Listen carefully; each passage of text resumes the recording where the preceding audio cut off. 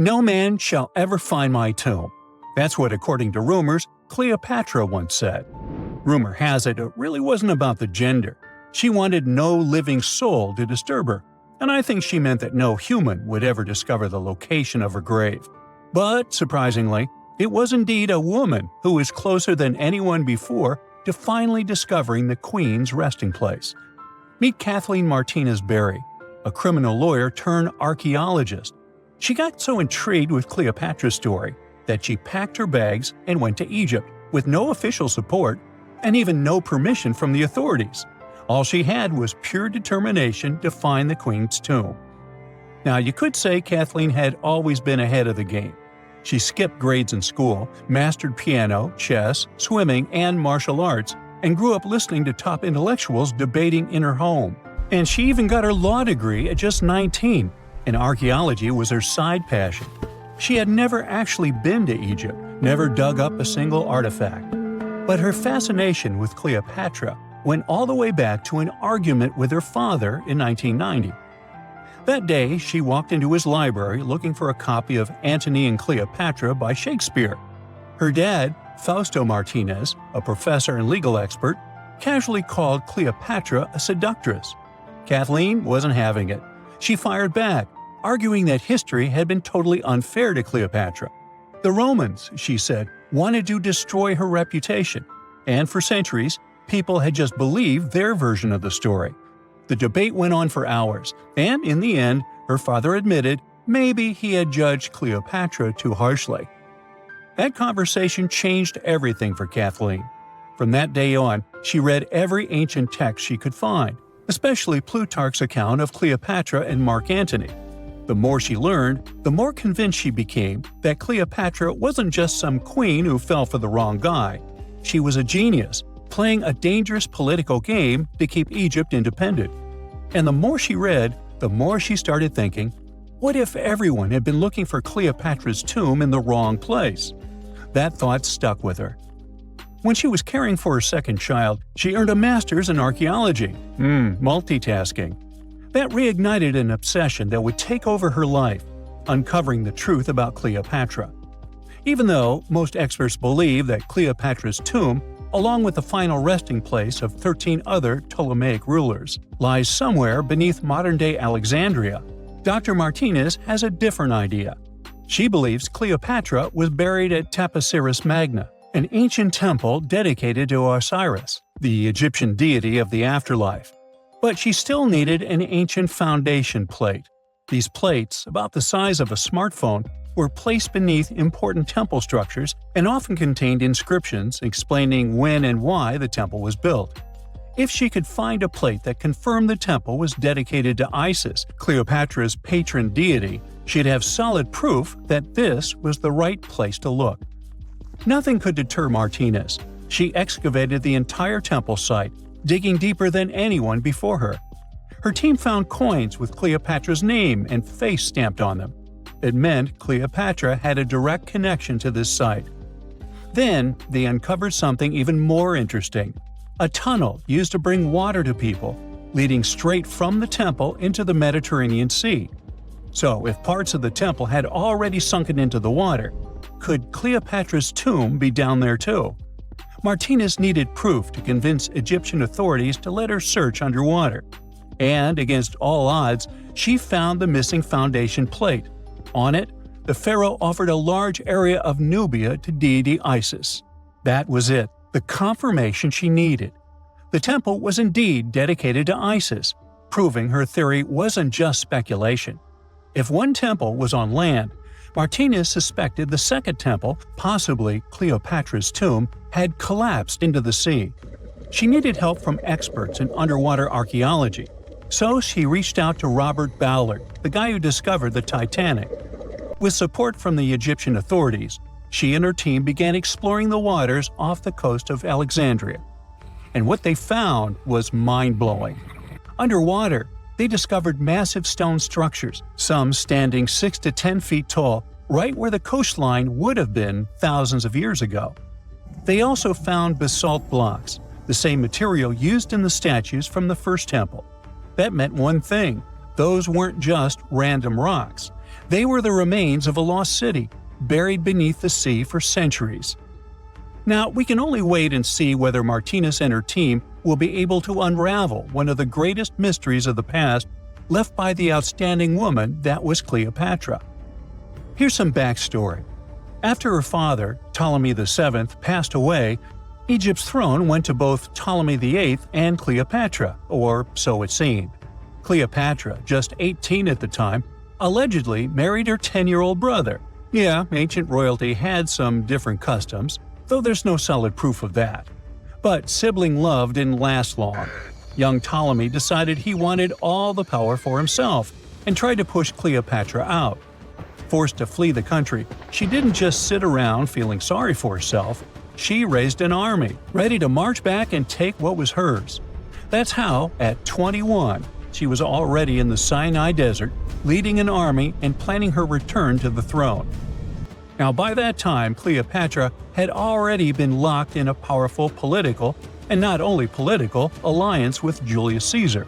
In June 47 BC, she gave birth to a son, Ptolemy Caesar, better known as Caesarion, who, many believe, was Caesar's child. But that didn't stop her from playing by Egyptian royal rules. And her husband number 2, her other brother, Ptolemy XIV. Yep, despite her ongoing affair with Caesar, Cleopatra married yet another sibling, because, in her world, keeping the throne in the family was the name of the game. Now, marriage aside, Cleopatra's bond with Caesar stayed strong. She even traveled to Rome with Ptolemy XIV for a state visit. But instead of playing the role of a dutiful queen, she stayed in Caesar's private villa by the Tiber River.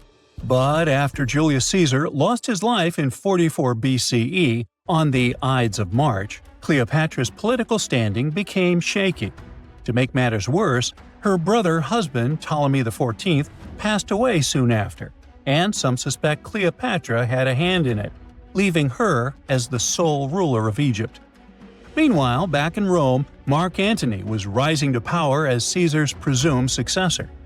Wanting to size up the Queen of Egypt, he summoned Cleopatra, and she did not disappoint. Sailing into town on a lavish barge, dressed as a deity, Cleopatra made quite an entrance. Antony was instantly mesmerized, so much so that he left his third wife back in Rome and followed Cleopatra to Alexandria, where their relationship turned into a full-blown royal affair. The two had 3 children together. Together, they waged war against Caesar's adopted son, Octavian, in a battle for control of the Roman Empire. The last time the queen was seen, she was in her mausoleum, dressed in full royal splendor, diadem on her head, lying on what Plutarch called a golden couch. When Antony and Cleopatra lost at Actium, Octavian's forces marched into Alexandria. Cleopatra apparently knew the end was near, so she locked herself inside her mausoleum, surrounded by gold, silver, pearls, and priceless art. Those were the treasures she threatened to burn rather than let the Romans take them. Antony, meanwhile, wasn't going to let the Romans capture him alive. He wounded himself with his own sword, but before he passed away, he was carried to Cleopatra's side. She held him as he took his last breath in her arms. A little over a week later, Cleopatra made her own choice. Rather than face humiliation as Octavia's prisoner, she ended her life. Legend says it was the bite of a deadly asp, though history isn't quite clear on that. At the time, Cleopatra was only 39. Sounds like a rather full life to me. Egyptian archaeologists made an extraordinary discovery near Cairo just recently. Drumroll, please. The most ancient and most complete mummy yet discovered in the country. Yes, they were keeping it under wraps. The 4,300-year-old mummy was found in a group of tombs close to the step pyramid of Djoser, dating back to the Egyptian Old Kingdom. It was covered in layers of gold. The team also found several other tombs, including one belonging to an ancient Egyptian official and another belonging to a secret keeper who had the power to perform special ceremonies. Another interesting tomb was that of a writer, which featured the largest statues ever found in the area. This vast burial site is also home to more than a dozen pyramids and resting grounds. Probably one of the most famous mummies in the world is that of Hatshepsut. She ruled Egypt like a boss for around 20 years, building all sorts of impressive buildings and creating new trade routes. But when archaeologist Howard Carter found her tomb in the Valley of the Kings, her sarcophagus was empty. However, Carter did find 2 coffins in another tomb, one of which belonged to Hatshepsut's wet nurse and the other to an unknown woman. In 2006, a team of specialists decided to investigate whether that mysterious lady was the queen herself. They found a molar tooth in a wooden box with Hatshepsut's name on it, and when they compared it to a gap in the mummy's mouth, it was a perfect match. Ramses II was a pretty impressive ruler, but it was his mummy that eventually made history. Now, we don't hear too much about his daddy. Okay, I'll stop. Ramses is considered to be the most powerful pharaoh in all of Egypt, as he reigned for a whopping 6 decades. He also lived to be over 90 years old. Now that's pretty amazing, considering the time he lived in. Ramses II supposedly had over 100 offspring too. Talk about a big family. When he passed away, his body was originally buried in the Valley of the Kings, but some sneaky guys tried to rob his tomb of all his treasures. Officials back in the day weren't having any of that though, so they moved his body to a secret location to keep it safe. Fast forward to the 1800s, and Ramses II's mummy was discovered along with a bunch of other rulers and important officials. But it wasn't in the best condition, so archaeologists flew it to Paris to get it, pampered. Problem was, he couldn't just be transported into another country. The only solution available was to give Ramses II his own passport. His occupation was listed as king, and the document even featured his photo. Most mummies aren't necessarily known for having the most hydrated skin. But that of an ancient woman, also known as Lady Di, proves otherwise. No, not that Lady Di.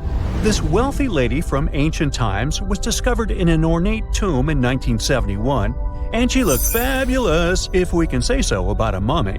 Thanks to the special conditions in her tomb, like the moisture in the environment and the lack of oxygen, her body was almost perfectly preserved. Her skin was soft, her hair was on point, and she was still flexible.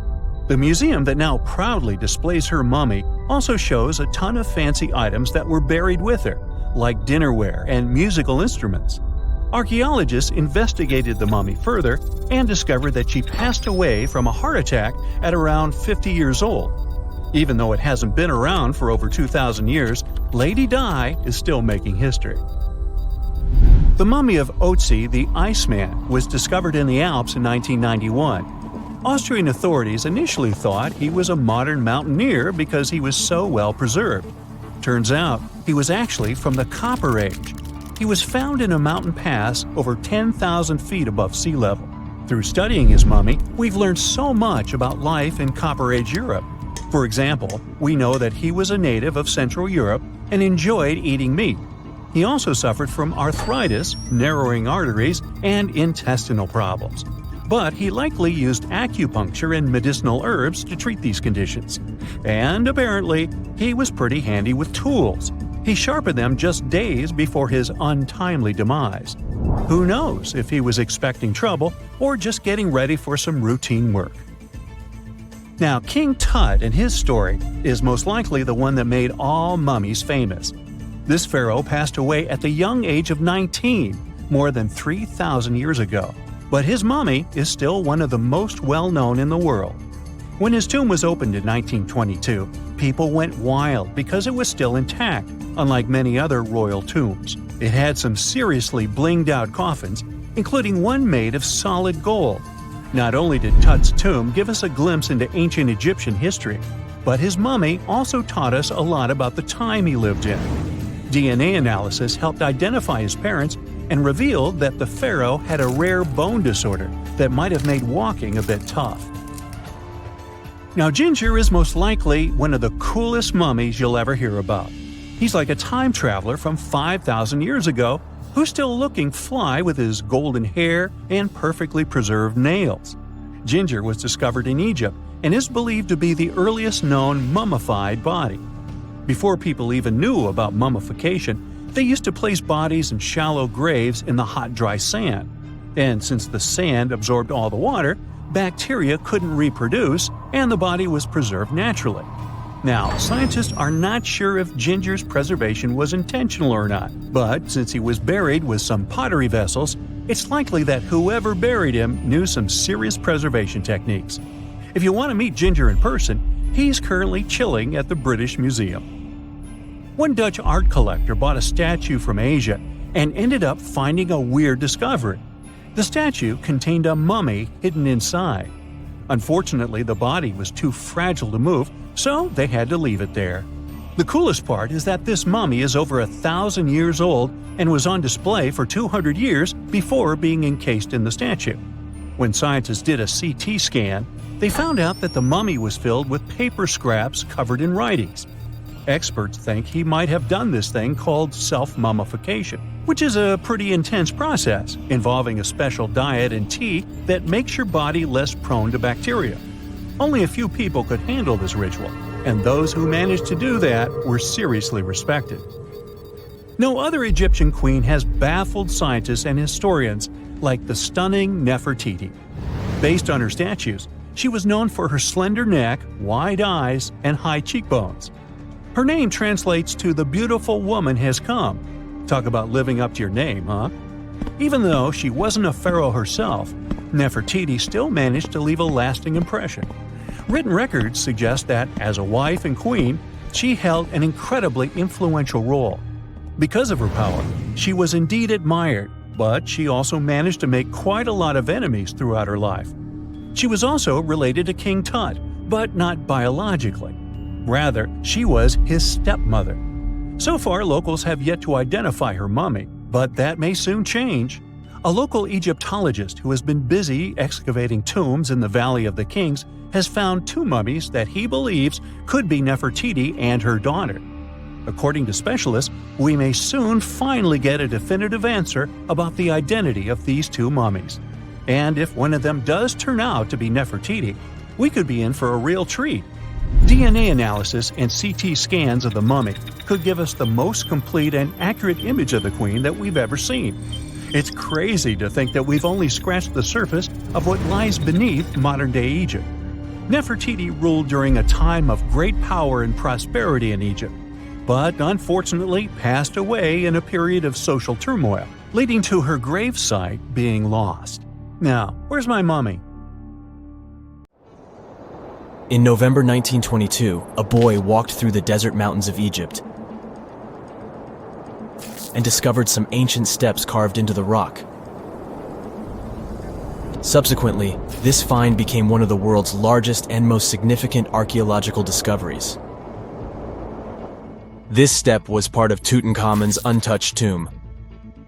Archaeologists found about 5,000 ancient objects, including jewelry, fabrics, painted vases, and funeral masks. You've probably seen one of them. It has become one of the most recognizable attributes of ancient Egypt. More than 100 years have passed since then, and now humanity has finally become close to another large-scale discovery, the tomb of Cleopatra. This queen was the last active ruler of the Ptolemaic Kingdom of Egypt, who sat on the throne from 51 to 30 BCE. There are many ancient records about Cleopatra, her reign, and her unusual personality, but until now, no one has discovered the secrets about her passing away in the burial place. So, one archaeologist, Dr. Kathleen Martinez, has been studying ancient records and temples around Alexandria for decades, and concluded that the tomb of the queen should be located under the ancient city of Taposiris Magna, founded in 280 BCE. It was a big city on the northern coast of Egypt, where tens of thousands of people were engaged in trade and industry, and it seems that Dr. Martinez's guesses turned out to be correct. She and a group of archaeologists have discovered a secret underground tunnel near Alexandria, with a length of about 0.8 miles. It was cut into the rock under Taposiris Magna's temple. During further excavations, they found many things that indicate Cleopatra's tomb lies in the tunnel's depths. It's also possible that she is buried there together with the Roman commander, Mark Antony. According to ancient records, Cleopatra and Mark Antony loved each other and together opposed the Roman Senate, which declared Antony a traitor. The fact that natural disasters have occurred on the territory of Taposiris Magna for thousands of years can complicate the excavations. Earthquakes and floods destroyed the city and possibly flooded its underground tunnels. But archaeologists hope the ancient tomb remains untouched, and that it hides many treasures and records about the royal life of ancient Egypt during the reign of the last dynasty. There's a chance that excavations will go underwater and in the mud. This will require much time and funding, but archaeologists are sure it's worth it. Anyway, it's too early to say that Cleopatra is really buried there, but scientists have found many things in the tunnel that confirm this, including clay pots, dozens of coins with the image of Cleopatra and Alexander the Great, as well as a bust with the image of the Egyptian queen. Cleopatra is still one of the most popular personalities in Egypt, on an equal footing with Ramesses III and Tutankhamun. She inspired many films, paintings, and books, but what made her so popular? She became famous for her inconsistency. She was a beautiful, intelligent ruler who pulled Egypt out of the crisis and made it a prosperous power. Medieval Arabic texts say she knew chemistry, mathematics, and philosophy, and may have written several scientific books. She knew several languages and had excellent diplomatic skills. At the same time, there are many legends that she was a femme fatale who drove many men crazy. However, there's no evidence that her beauty was incomparable. The image of a stunning model was created by Hollywood when it made several films where famous actresses performed the role of Cleopatra. And the Roman Emperor Octavian, the adopted son of Julius Caesar, specially created the image of Cleopatra as an insidious seductress because he was her enemy. Even though she was born in Egypt, Cleopatra wasn't an Egyptian. Her ancestors were Greeks, among whom was one of the generals of Alexander the Great. However, the people of Egypt loved her. She learned the language and was very sensitive to the traditions of this country. She knew the history, mentality, and customs of ancient Egypt well. She raised the level of its economy and strengthened its status as a world power. Much of this was made possible thanks to her cunning and impressiveness. She loved theatrical performances and lavish celebrations. She knew how to surprise people and put on a show. But behind the exterior image of a luxury lover was an intelligent and calculating ruler. Ancient Egypt was a rich, luxurious country, and Cleopatra did everything to increase its wealth and strengthen its position in the international arena. For example, she was once in conflict with her brother Ptolemy XIII. The queen knew that she wouldn't be able to resist him, so she decided to attract Julius Caesar to their side. The Roman emperor arrived in Alexandria, where Cleopatra wanted to meet him, but Ptolemy knew about her plans and was about to prevent her from coming to Caesar. Then, instead of a rich and noisy arrival, Cleopatra decided to make her visit inconspicuous. She wrapped herself in a carpet or linen bag the emperor's servants carried into Caesar's private chambers. Cleopatra emerged from the carpet and impressed the Roman emperor with her beauty and determination. As a result, they fell in love with each other and became close allies. After some time, she impressed another influential Roman for diplomatic purposes. She arrived to meet Mark Antony on a golden barge with purple sails and silver oars. Cleopatra was dressed in the image of Aphrodite and sat under a magnificent canopy. Her servants dressed like cupids and were blowing her fan and burning incense. But Cleopatra created such a show for a reason. She knew that Antony revered Greek mythology and considered himself the embodiment of Dionysus.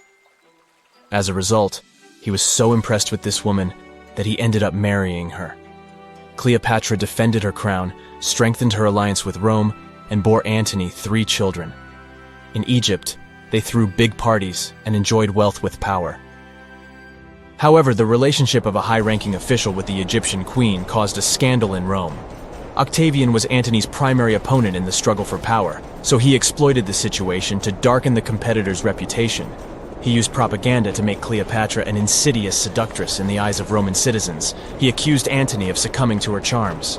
The Roman Senate supported Octavian and declared Cleopatra an enemy. In 33 BCE, this conflict reached a high point when Antony's navy clashed with Octavian's fleet. The latter won and forced his enemy to flee to Egypt with Cleopatra. According to some records, they took refuge near Alexandria. Pursued by the Romans, they hid in one of Cleopatra's palaces and met their end. Some legends say that Cleopatra was an expert in poisons.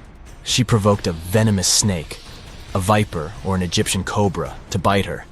Also, according to another legend, she pricked herself with a poisonous needle. There's a theory that Cleopatra always carried an ampule with poison inside her hairbrush. And when she was cornered, she soaked the needle with this poison and pricked herself. None of this can be said for sure. Scientists are still trying to find out the truth. Perhaps when they reach Cleopatra's tomb, the world will get more answers about her tragic fate. She is considered the last ruler of Egypt. After her passing, Octavian plundered her palaces and temples and returned to Rome, where he became the main emperor. He successfully ruled the country and expanded its borders. His reign ended when he turned 75. World history would have looked different if Cleopatra and Mark Antony hadn't lost that naval battle. By the way, did you know that more time has passed between Cleopatra's reign and Neil Armstrong's flight to the moon than between the reign of the Egyptian queen and the construction of the Great Pyramid of Giza? Armstrong took a step on the Earth satellite in 1969, 38 years after the birth of Cleopatra. And the construction of the pyramid took place in 2560 BCE. Imagine how long the history of ancient Egypt is. Cleopatra is closer to us in time than to the pyramids. When you hear the word mummy, you might get a chill down your spine. That's because most of us associate this word with those creepy characters we've seen in some scary movies. But in reality, mummies have helped us understand a lot about ancient civilizations, their rulers, and about how people used to deal with losing their loved ones. The people most famous worldwide for their mummies are the ancient Egyptians. They believed that some sort of existence after passing away was possible, if certain conditions were met. That's why they insisted on preserving the human body through the process of mummification and placing the mummy in a furnished tomb, kind of like giving it a fully functioning apartment of its own. Why did they believe in this? Well, because they were deeply connected to their natural environment for the most part. They saw the natural cycles around them, like how the sun rose every day, followed by the moon, or how new life was always sprouting from plants, even after they had wilted away. They also believed that the powerful spirit Osiris, who represented the cycle of passing away and resurrection, played a role in this process. To prepare for the afterlife, the ancient Egyptians followed certain rituals, like mummification, which involved using materials like honey, resins, and incense to preserve the body. There's no other mummy more popular than that of King Tut. He was a young pharaoh who ruled over 3,000 years ago in Egypt. The problem with discovering ancient royal tombs is that most of such burial sites were previously robbed. People knew ancient rulers had been left with many valuable belongings, so those locations became vulnerable to thieves. When King Tut's tomb was opened in 1922, people were excited because it had not been robbed, like many other previously discovered royal tombs. That's how well hidden it was. Inside, his mummy was encapsulated in a total of 3 coffins, including one made of gold. The objects found in his tomb showed us what ancient Egypt was like, and studying his mummy also helped us learn about the culture and practices popular at the time when he passed away. We also learned about his family by looking at his DNA. Scientists were able to discover that he had had a disease called malaria and a problem with his foot that might have made it hard for him to walk. Ramesses II was another pharaoh in Egypt who ruled for 68 years, which was quite a lot back in the day. He was known for his expansion campaigns and building projects. Many objects from his time as a ruler still exist today, including a large statue of him. Ramesses II was about 6 feet tall and lived to be about 90 years old. After looking at his mummy, scientists concluded that he may have had a medical condition that affected his spine. Now, remember those thieves I mentioned before? They are probably the reason why Ramesses II ended up in a plain coffin in a secret collection of royal mummies at Deir al-Bahari, which was rediscovered in 1881. Thankfully, archaeologists were able to identify him because his journeys had been recorded on his wrappings. The process was really tedious too. In fact, in ancient Egypt, the mummification process could take a staggering 70 days to complete. A special person would say a very specific speech while delicately handling the body and drying it out using a type of salt called natron. They also used linen and resin to make the body look more lifelike and to wrap it in cloth. The tomb was equally as important for ancient Egyptians. The walls of King Tut's tomb, for example, were adorned with intricate artwork that depicted his journey to the afterlife, from his burial procession to his passage through the underworld. The ancient Egyptians believed that everyone made this journey after passing away, and they filled their tombs with items and paintings to help the person in their spiritual travels. Additionally, the walls of the tomb were decorated with spells from a special book, which contained a collection of poems that the Egyptians believed would help people reach the afterlife. And speaking of how important this journey was, people also placed food in these ancient tombs. In King Tut's tomb, archaeologists discovered 36 jars of vintage beverages and 8 baskets of fruit, which were believed to be left there to help him in his journey to the afterlife. The Egyptians believed that traveling to the afterlife took a really long time, so they left a lot of supplies, such as food and water, to sustain their loved ones. Pharaohs also generally had numerous luxurious garments and beautiful jewelry in their tombs to ensure that they would have a fashionable journey.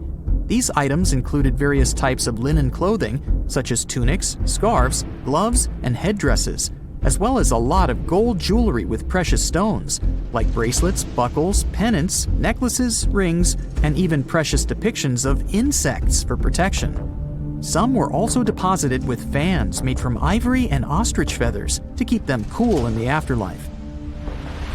Some ancient rulers were even placed in their forever apartments along with boats. For example, Pharaoh Khufu built the Great Pyramid at Giza as his tomb, and a large ship was found inside. King Tut, however, was buried with multiple boat paddles, but no actual boat. Instead, he had 3 chariots and numerous walking sticks made of precious materials, perhaps indicating he'd rather travel to the beyond by land, not by water. Amongst the most interesting objects found near ancient mummies are bottles of oils and perfumes. If rulers were supposed to be fashionable, why not smell nice too, right? Also, some of them had some ancient kinds of board games, most of them made out of precious materials like gold or ivory. One of those games was called Senet. It was very popular amongst the ancient Egyptians and very similar to modern-day chess. The ancient Egyptians may have the most famous mummies out there, but they weren't the first to invent the procedure. In fact, it all started in South America with an ancient civilization named the Chinurro. As far as we know today, these people were the first to mummify their loved ones that had passed away. They did it somewhere around 2,000 years before the Egyptians started their own rituals. Sure, we can tell a lot about ancient rulers by studying these mummies, but until recently, we had no idea what they really looked like during their lifetime. Not so long ago, though, some very special mummy paintings were found by archaeologists studying ancient Egyptian objects. These mummy portraits are highly detailed paintings of individuals that were made while they were still alive. Such paintings were often painted on wood, as opposed to the classical portraits we all know about, which are painted on canvas. They are known for their realism and beauty, and have even been used by researchers to diagnose diseases by comparing them to the corresponding mummies. Some of these portraits also include depictions of jewelry, which was later found on the mummies. The recent discovery of these mummy portraits in Central Egypt is significant, as it marks the first time in over a century that such paintings have been found. Mummies appeared all around the world naturally, too. Mummification can occur without people intervening because of natural conditions, like extremely cold or hot environments, places with a lack of oxygen, or accidental exposure to chemicals that preserve the body. These conditions don't allow bacteria to grow, resulting in the body remaining more or less intact. Famous Otzi was one of these mummies. We know today he was a man who lived around 5,000 years ago in Europe. But upon his discovery in the Alps in 1991, Austrian authorities initially believed that he was a modern mountaineer because of how well preserved the body was. However, after the Iceman was removed from the glacier, it was determined that he was actually from the Copper Age. The ancient city of Taposiris Magna is hidden on the northern coast of Egypt. These days, it has very little of its former glory, but what lies beneath it may hold the secret to uncovering a famous mystery, that of Cleopatra, the most memorable Egyptian queen in history. The recently discovered tunnel is also known as a geometric miracle for its time. Excavations have uncovered a 43-foot-long structure below the ground, which is partially submerged in water. Its shape and construction technique are similar to that of the Eupalinos tunnel, another amazing ancient discovery. This one is located in Greece and was built by excavating simultaneously from 2 points, aiming to have them meet in the middle. The use of math and geometry to make this construction was astonishingly precise for those days, more so since it was built near a mountain. Archaeologists that have been working on the Taposiris Magna site since 2004 believe this tunnel may lead to the lost tomb of Cleopatra. The clues they found so far seem to back up this theory. For starters, the city and its temple were built by one of Cleopatra's ancestors, Ptolemy II. All the architecture seems to indicate it was dedicated to the ancient spirit Osiris and his queen Isis. Throughout her reign, Cleopatra did try to associate herself with Isis, so it may be no surprise she chose this location as her final resting place. Scientists have yet to pinpoint Cleopatra's tomb, but research continues with the help of modern technology. To study this location better, archaeologists have even used a special device called ground-penetrating radar. This tool allows us to analyze what lies beneath the ground without being intrusive. Since this tunnel is so old, research needs to be done very delicately. Seeing pictures of what's underground before you start digging is incredibly useful and has been done here since 2011. Finally discovering Cleopatra's tomb may help us piece together her story, especially what might have happened during the last portion of her life, which is still surrounded by mystery. We still don't know the exact cause of her passing. Some believe she may have let herself be bitten by a poisonous Egyptian cobra. Others have suggested that she was well accustomed to toxic substances, even hiding some in her hairbrush in case she ever needed it. But that's not to say she chose to use it on herself. We do have a lot of other interesting information on Cleopatra that's equally as impressive, like the fact that she had a stylist. Most of the images you've seen depicting this famous queen show her wearing black eyeliner. This look was put together by Airas, a woman known to have been her personal beautician. She traced the long line from her eyes to her temples, a makeup technique still used today to enhance the eyes. Airas was an important figure throughout Cleopatra's life, known also as her confidant and close friend. There are even theories that suggest Airas was there by her side when she passed away. Despite her well-thought-out looks, Cleopatra wasn't as pretty as she's described. Or at least, that's what recent research has pointed out. Sure, if we look at movies and modern imagery, she's depicted as this incredibly beautiful woman with symmetrical and delicate features. However, if we look at coins showcasing her image from back in the day, her looks are rather average. Her image on the coins might have been adjusted, too, to make the queen look stronger in the eyes of her people. So there is no trusted source available to confirm her image, but her description in most pieces of ancient literature speaks of her other qualities, like her voice and personality, not of her beauty. Cleopatra might have been the most famous Egyptian queen to this day, but she wasn't the first choice. She did have an older sister, Berenice, that was initially supposed to take the throne. Berenice passed away before she could do that, so Cleopatra took on the role and began investing in her education. She traveled throughout the country quite frequently, so she could become accustomed to her people and their needs. She was only 18 when the responsibilities were passed down to her, and immediately gained popularity because of her intelligence and education. Her taste in literature was quite good too. She was known to be a fan of Homer, the famed Greek philosopher and poet. Cleopatra loved to write as much as she loved to read.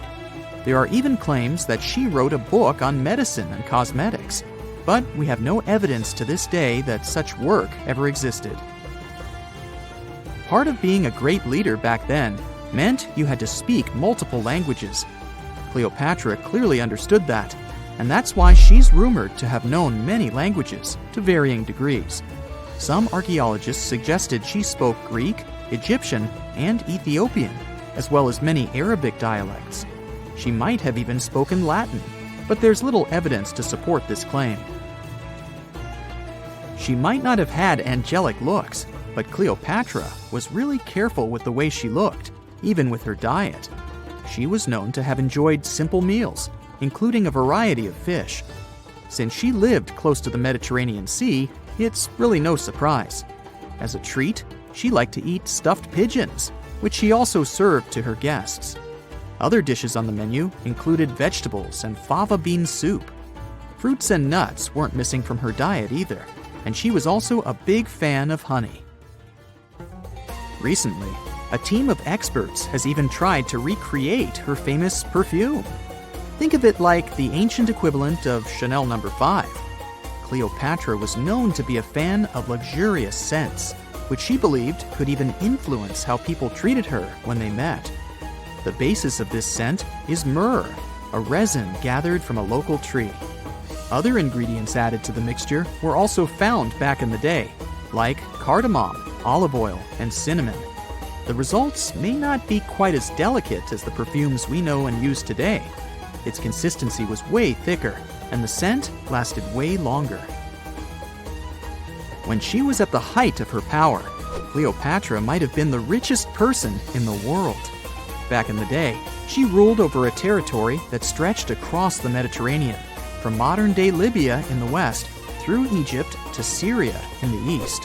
This is the largest territory ever ruled over by a woman. In today's currency, her worth might have been somewhere around $95 billion. The calendars we use today may have been introduced by Cleopatra herself.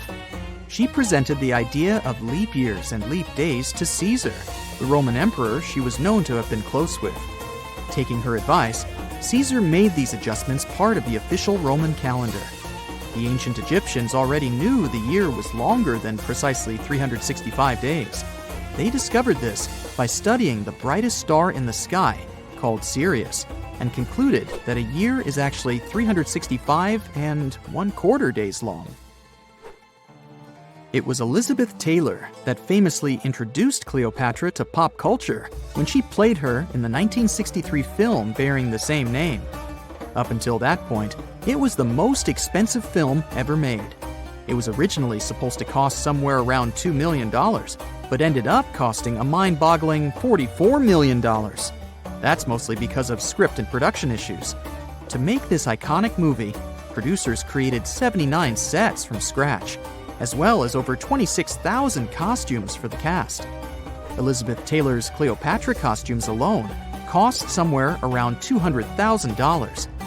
Thankfully for the producers, the movie made headlines and was well received by critics, making it a box office success. A lot of people associate Cleopatra with another famous Egyptian ruler, King Tutankhamun, nicknamed King Tut. Surprisingly, apart from both of them being Egyptian pharaohs, they have nothing else in common. For starters, King Tut lived around 1,300 years before Cleopatra did, and there is also no connection regarding their ancestry. Cleopatra had Macedonian Greek roots, while King Tut was a native Egyptian.